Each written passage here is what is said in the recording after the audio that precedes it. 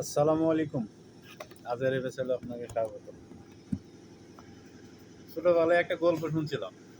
গল্প বলতে আমাদের গ্রামে বা ওরকম কথা সবসময় মানুষই বলতো যে কারো যদি ধ্বংস করতে চান তাহলে তারে হয় দুইটাই বিয়ে করাই দেন, একাধিক বিয়ে করাই দেন, আর নয়তো তারে নির্বাচনে দাঁড়ি করাই দেন। দুইটার যে কোনো একাতে যদি কেউ ঢুকে, সাধারণ মানুষ যদি ঢুকে, তাহলে সে তার ধ্বংস অনিবার্য।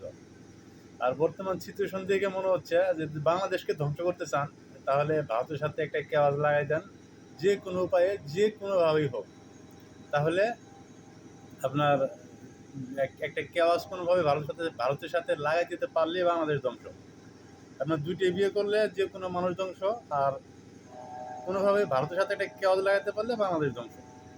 আর এই কাজটা সুন্দরভাবে করতেছে পিনাকি ভট্টাচার্য।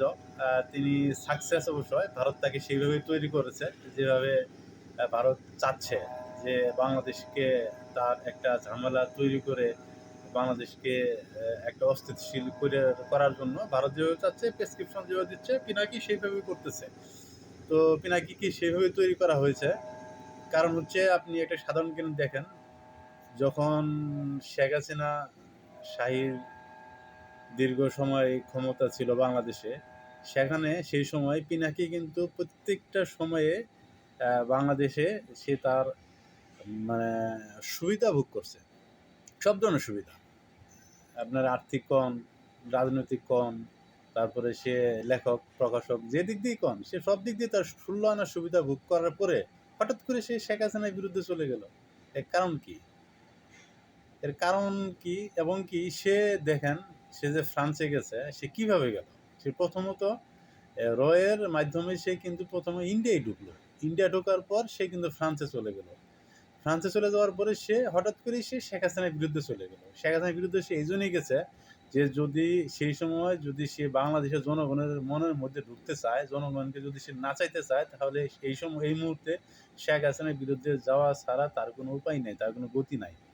আর এই জন্যই ভারত তাকে এইভাবে তৈরি করছে যাতে সে আপনার বাংলাদেশের অস্থিতিশীল করার জন্য, বাংলাদেশের তেশ মারার জন্য যা যা প্ল্যান ভারতের বাস্তবায়ন করার দরকার, তার যাতে পিনাকির মাধ্যমে যাতে করতে পারে। যেমন যাদেরকে কেনা যায় না, যাদেরকে কিনতে পারে না ভারত, তাদেরকে রয়ের এজেন্ট বানানোর জন্য পিনাকিকে কাজে লাগাইছে, যে এদেরকে বলে দাও রয়ের এজেন্ট। আসলে অ্যাকচুয়ালি মেন রয়ের এজেন্ট হচ্ছে পিনাকি।